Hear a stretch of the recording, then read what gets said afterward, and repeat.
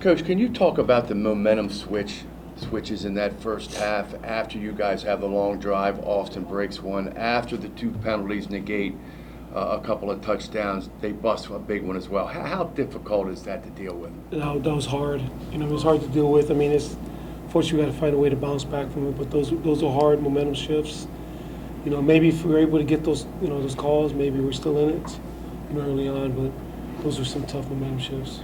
Okay, what did they do? Did they do anything offensively that you hadn't planned for, or what did they do that Central Florida and SMU didn't against your defense today? Yeah, they executed well. They executed well, and you got to give them credit. McFord's a good player. We knew that going into the game. Good player. He kind of opened things up, but you just got to give him credit. Last thing for me. Still a long way to go. What did you tell your team after the game? Well, we got to get healed up, and we got to keep swinging. We got Cincinnati coming in, the best team we'll play all year, into our house. We got a couple of days off. We got to heal up. We're banged up. Yeah. The short week obviously it didn't help either team, and so hopefully we can get some rest this weekend, and we're going to come back swinging. We got our young men are resilient kids, but we got to come back and get ready for the best team on our schedule. Thank you. Appreciate it, Coach. All right, go ahead, Wags. Well, Coach, you were without Kevin Brennan, and you had to go with some young kids in the secondary, and obviously they hit some long pass plays. Is that just a product of having inexperience back there on the back end? Yeah, it's a product of a lot of that. We got a lot of new guys playing, but we've been playing well, defensively the last couple of weeks. They just hit us on some big plays, man. It just kind of broke our backs. But I still thought we were in it, because I thought the way we were moving the ball offensively that we would still have a shot. Still kind of grind the clock. The first drive is what we wanted, just kind of grind the clock, keep them off the field, with the quick pass, kind of turn things around. But even with that, I was like, okay, keep fighting. Even at halftime, I thought we were still in there. But we just got to keep swinging, and just put those. Having some young guys at the secondary, probably contributes, but you got to give them credit too. They made some big plays. So obviously after the second long drive to start the second half, the offense kind of wasn't able to sustain anything. Anything in particular that you saw that was causing the offense to not be able to sustain drives? Probably play calling on my part, probably not as patient. Just seeing the score, trying to make it up too quickly, where the other drives are like, let's slow, methodical, but you're down 18, and so, just feel like, we try to maybe pick up the pace a little bit too much and maybe do things that are out of character for us. Probably more so that. If we running our base stuff, we were fine against them. We were getting, 3-4 yards, which we were fine with. But just getting behind, probably did some other things that we probably wouldn't have done if the score was closer. But we had to score. We were behind. We had to try to pick the pace up a little bit. And it kind of got out of character for where we are. All right, I'll let someone else ask a question. Jake, do you have any questions? You're muted. Jake, you're muted. Hi, Ken. Obviously, the first drive was exactly what you wanted. As you went on throughout the game, did you find that to keep up, to keep scoring like you had to, required you to play mostly without mistakes like the penalties and even so much, it seemed like so much of an incomplete pass was the difference between a touchdown drive and a scoreless drive? Yeah, obviously the penalties hurt us. We thought we had a pretty good drive, a good play there in the second half. But, if it's a little bit close, I probably got impatient more than anything, just as a play caller. Should have just kept doing what we were doing, but, shouldn't have looked at the scoreboard and just played it one score at a time. But, as a score, looking at the clocks running down, trying to catch up. We're trying to win, and probably got out of character of kind of where we are. Thanks. Thank you. Wags, anything else for Coach?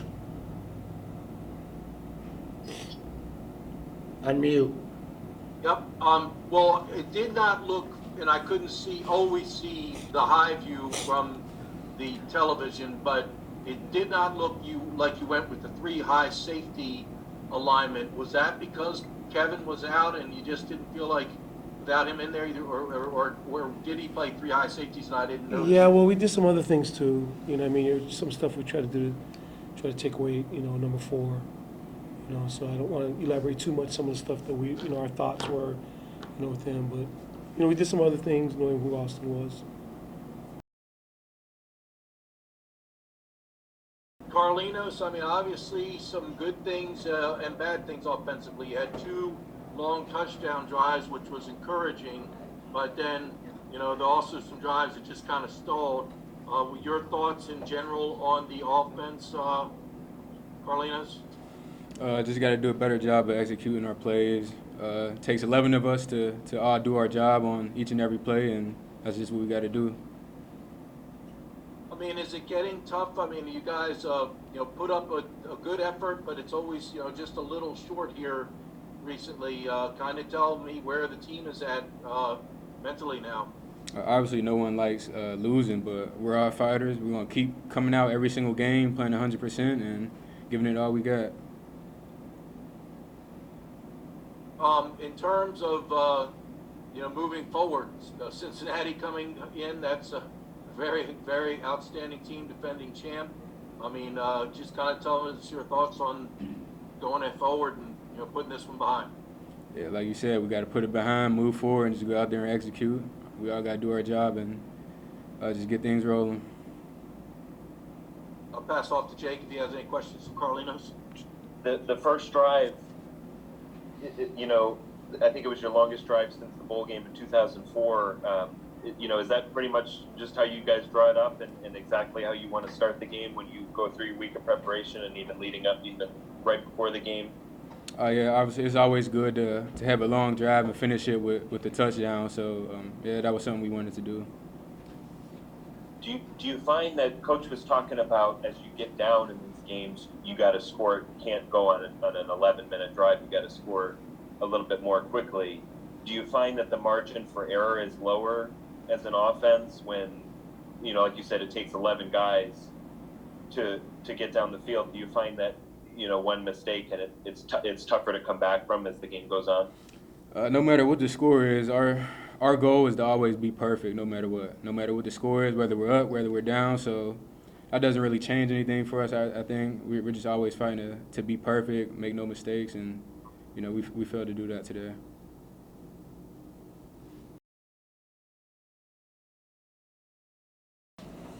Yes, hey John, why don't you just kind of tell us about defense? I mean, you guys have been playing really well, and the big thing that you've been doing is not giving up explosive plays, but tonight you had a lot of those. Kind of tell me your thoughts defensively. I could probably go into like a bunch of what ifs and this and that, and I could have made better plays on some of them. You know, people to the left and right of me could have made better plays, but we busted off a little too many of those longer plays, as you mentioned. It's not really our brand of football, and we know that. And we're going to get back to you know, what we're good at. I think Memphis had a good game plan tonight. I think we had a good game plan. They just executed it a little better. Obviously, there was a couple times where safeties kind of bid on play action and the ball got thrown deep.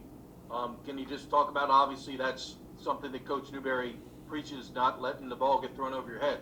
A lot of things that I won't go into too much of depth of what we're doing on defense, but you know, Memphis has a pretty good RPO team, and they were riding out, you know, pretty long tonight with the run fake, so there's a little plays to come get overhead, but they did a really good job of, you know, hitting the gaps when they were open, you know, making plays on the ground too, so you had to respect both of their options, so it was kind of hard to play either or, and they got some players just like we got some players, so.